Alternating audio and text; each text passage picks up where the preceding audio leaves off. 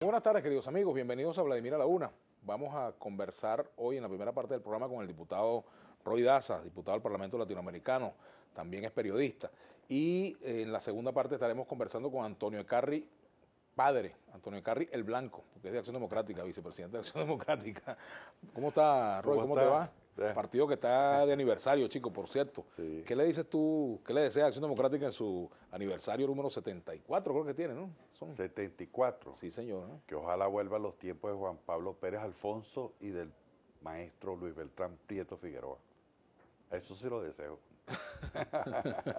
¿Tú crees que los ADECO volverán, como dicen ellos? Yo no creo, pero las ideas de estos dos grandes venezolanos que acabo de nombrar tienen mucha vigencia en este momento. Por ejemplo, en el caso de Pérez Alfonso. En el caso de Pérez Alfonso, porque es que la reivindicación en el conflicto, que ya no es venezolano, ya es mundial, entre la propiedad de la nación sobre los hidrocarburos y la contraparte, que son las grandes transnacionales luchando por sus intereses, esa confrontación, esa contradicción fundamental para los pueblos, sobre todo para los pueblos pobres del mundo, o lo que antes se llamaba el tercer mundo. Juan Pablo Pérez Alfonso actuó, es decir, escribió, teorizó, pero también actuó en concreto, y la formación de la OPEP es uno de los, digamos, de los hitos en esa lucha por los pueblos del tercer mundo, por su liberación. Eso es una historia innegable. Además, la reivindicación que significó para Venezuela haber alcanzado en algún momento la nacionalización. Después los mismos ADECO se encargaron de acabar con eso, con sus amigos copellanos. Pero después es precisamente lo que reivindica en el 2001 el presidente Chávez con la ley orgánica de hidrocarburos del 2001. Ahora el petróleo es nuestro, fue una frase muy conocida, sí, a propósito de la nacionalización del petróleo en el año 75. Pero ¿qué tal si el petróleo sigue siendo nuestro, pero nos tenemos que comer, o nos quedaremos sentados sobre esa reserva que tenemos en la faja? ¿No hay que romper un poco los dogmas en ese campo? Bueno, pero... y pensar, por ejemplo, en inversiones extranjeras para... No, pero la inversión extranjera está. Es decir, si algo habría que pensar es, en todo caso, cómo continuar con una política donde ha habido inversiones extranjeras espectaculares. Si en algo Venezuela tiene inversión extranjera, es precisamente y fundamentalmente la faja petrolífera. Me refiero, por ejemplo, al tema de la propiedad, por ejemplo. En el tema de la propiedad, esa es la gran reivindicación de las naciones. La gran reivindicación de las naciones es que los hidrocarburos son de su propiedad. Es decir, si tienen propiedad, es propiedad de la nación. Solo en Estados Unidos, no sé si en otras partes, pero fundamentalmente en Estados Unidos, es donde la propiedad es privada. Pero eso no le quita a los estados petroleros de Estados Unidos cobrar sus regalías y sus impuestos. Me gustaría que saliéramos de ese tema que es de profundidad, porque es el petróleo, a un tema de actualidad, como por ejemplo es la sentencia contra Leopoldo López. Me gustaría un comentario tuyo al respecto. Mira, Leopoldo López fue sometido a un juicio, fue imputado por algunos delitos bastante graves y la justicia tomó una decisión. La justicia tomó una decisión de un hecho político importante como es su participación en calidad de organizador, en calidad de conductor político, ¿no?, de lo que se llama aquí la guarimba. Él tuvo que ser detenido el año pasado y ahora se dicta una sentencia. Yo creo que él tendrá que asumir ahora de manera obligatoria la responsabilidad que tiene con la justicia frente a los hechos que se le imputan. Ahora, ha habido también otros momentos en la historia, por ejemplo, hablemos de los años 60, que tú conoces bastante, porque si bien estabas muy chamo, pero de tu familia estuvo en la lucha armada, parte de tu familia, ¿no? Bueno, tu mamá incluso estuvo en la clandestinidad, toda tu familia, ¿no? Sí. Tú quizás no tuviste... Porque era muy pequeño. Porque era muy pequeño, pero de alguna manera a lo mejor hasta volante repartiste por ahí, ¿no? Seguramente de muchacho, ¿no? Pero en esos momentos, fíjate tú, hubo varios procesos de amnistía. Hubo la llamada paz democrática y luego el gobierno de Rafael Caldera II, primer gobierno de Caldera, dictó una medida de amnistía, que es la que permitió, por ejemplo, que mi papá lo tuviéramos en la casa tranquilamente, por mencionar un ejemplo. Pero luego vino el gobierno de Caldera Dos, y también una amnistía de la cual se benefició, un proceso pues de amnistía, se beneficiaron muchos de los que participaron en la insurrección del año 92, en las dos insurrecciones del año 92. Este no es tiempo de amnistía. Yo creo que una situación de amnistía tiene que ser sobre la base de que haya una decisión jurídica en principio donde se fijan claramente cuáles son las responsabilidades. ¿Qué es lo que ha pasado sobre el principal responsable de los hechos de la Guarimba? A partir de este momento se podrá pensar que unas condiciones políticas, que un cuadro político distinto pudiera dar pie a una amnistía como lo hizo el presidente Chávez en su momento, que prácticamente amnistió a todos los responsables del golpe de Estado y los pronunciamientos de abril. Y las otras cosas que también, las guarimbas, el paro petrolero, sino no solo fue específicamente de abril, sino también de todos los hechos conspirativos. Bueno, Chávez dio ese paso. Chávez dio ese paso. ¿Y se equivocó al darlo? No, pero sí, eso sí, pero esperó para darlo, no lo dio inmediatamente. Esperó cuál era la evolución de los acontecimientos, cuál era la evolución de la situación política, y en un momento dado lo dio.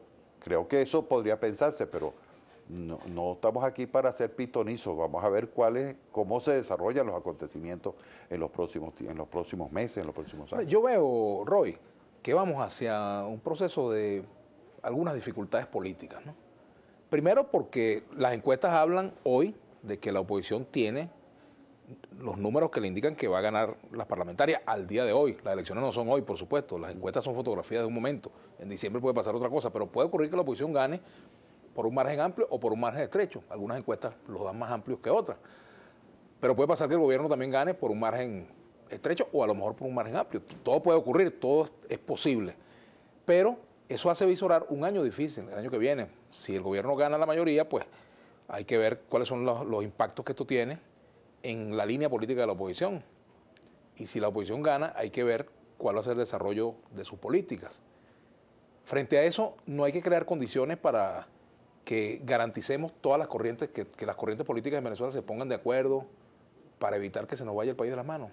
Es decir, yo creo que si la política... ¿Tú no ves ese escenario complicado así? Yo no lo veo complicado, porque es que yo creo que las elecciones son el arte y parte, el nervio de una democracia. Y las democracias participan sobre las elecciones. Es decir, ¿por qué nos debe asombrar un resultado u otro resultado? Sí que precisamente lo bueno es que no es por la vía de la guarimba que estamos resolviendo la cosa, ni por la vía de un golpe de Estado, ni por la vía de una acción armada. No. Si vamos a un debate político, ¿verdad?, electoral, para el 6 de diciembre, el pueblo decidirá sobre la base de las elecciones. Sí. Lo primero es que hay que reivindicar el hecho democrático para empezar a ponernos de acuerdo, ¿no? Porque lo otro es crear una sensación así como de que las elecciones mismas son un hecho de inestabilidad. ¿Por qué? Si en una democracia no tiene por qué ser así. Ahora, un resultado electoral puede generar inestabilidad. Por supuesto, un resultado electoral que tenga como consecuencia que una de las partes no reconozca el resultado y que además llame a la violencia, por supuesto puede resultar. El abril del año 2013 resultó en violencia, porque el señor Carpinero Radosky llamó a la violencia. El 23 de enero del año 2014, María Corina Machado, Antonio Ledesma y Leopoldo López llamaron a la violencia. Es decir, la violencia política tiene que ver con decisiones que toman dirigentes, tienen que ver con decisiones políticas, no surgen de la nada, no surgen espontáneamente, y mucho menos en esas características de las que hemos hablado en este momento: golpes, paro petrolero, guarimba, ¿no? Son decisiones políticas. Ahora, el que cargue con esas decisiones también carga con las responsabilidades. ¿Qué puede pasar de cara al 6 de diciembre? Puede pasar que el Partido Socialista Unido de Venezuela va a ganar las elecciones. Yo no tengo la menor duda de eso. Ahora, va a haber una representación muy importante de la oposición. Es decir otra cosa. Ahora, tú dijiste que iba a estar cabeza a cabeza. Que iba a estar cabeza a cabeza. Y un cabeza a cabeza gana cualquiera de los dos. Un cabeza ¿Qué te hace no tener dudas de que pueda ganar la oposición? No, porque yo digo, hay una campaña electoral que va a definir en los próximos 2 meses buena parte de un sector que aún no se define, de indecisos en el proceso electoral, que va a tomar una decisión en definitiva hacia el 6 de diciembre. ¿Cuál va a ser la decisión? Aquella fuerza política que le pueda decir, bueno, frente a los problemas yo tengo tales soluciones, frente a las distintas y complejas situaciones políticas del país, yo tengo tales proposiciones. Hasta los momentos yo no veo en la mesa de la unidad ni propuestas, ni ideas, ni proyectos. Yo no la veo. ¿Crees en esas encuestas que le dan ventaja a la oposición en estas elecciones? Yo creo que en este momento no hay posibilidad de tener claridad sobre cuál es el comportamiento electoral de diciembre, porque la expectativa en torno a lo que pase con Guyana, lo que pase con relación a Colombia, mantiene un poco eso a la espera de una decisión política. Ahora, ¿qué va a pesar más? ¿Una solución del conflicto con Colombia? ¿Una eventual solución al conflicto de Guyana con Guyana, que el cual ya tiene 100 años esperando una respuesta? ¿O la situación socioeconómica del país? El desabastecimiento, la inflación. Las tres cosas van a influir de manera... La temática Colombia y Guyana pueden voltear los resultados. No, yo creo que los tres elementos se conjugan, ¿no? Y que va a haber una cosa... Yo creo que lo que va a definir, en definitiva, el resultado electoral es la capacidad que tengamos nosotros, los del Partido Socialista, de presentar alternativas y soluciones concretas a problemas concretos que tenemos en este momento, como son los problemas económicos. Pero el PSUV tiene el gobierno, más que presentarlas es hacer cosas. Es hacer cosas. ¿Lo ha hecho?